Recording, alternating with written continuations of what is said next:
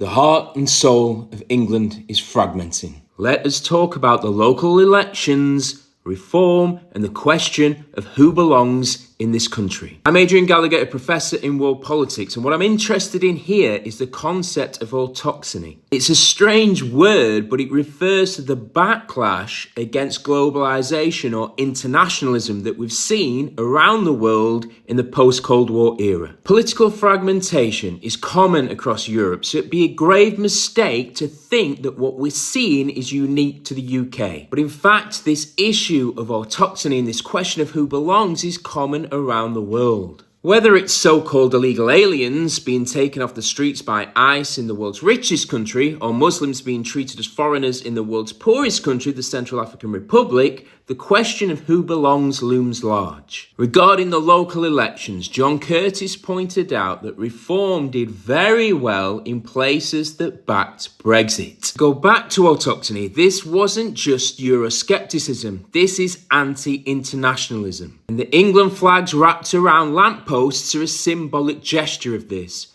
Who belongs in this country? So the fault line has emerged between two camps. Nationalists invoke this autochthony idea that we are born of the soil. So if you believe this, then you're going to be attracted to Reform when they say that they want to set up deportation centres in the UK. Because it's this idea that they don't belong here. It's also why they invoke nostalgia and romanticise what is essentially an imagined past. This brings us on to the second camp, the internationalists who argue that borders and nations are constructed. They may ask you to consider that you can have multiple identities. You can be a Liverpool fan and support England and maybe support Europe in the golf thing. I know nothing about golf. They argue that countries should be open to migrants and refugees for ethical reasons and for legal reasons. Or they may appeal to the national interest. If you want an NHS and we're short on doctors and nurses, you may need to welcome in migrants. But for whatever reason, these arguments aren't really resonating with Brexiteers, which helps us explain why Reform are capturing votes from both the Conservative Party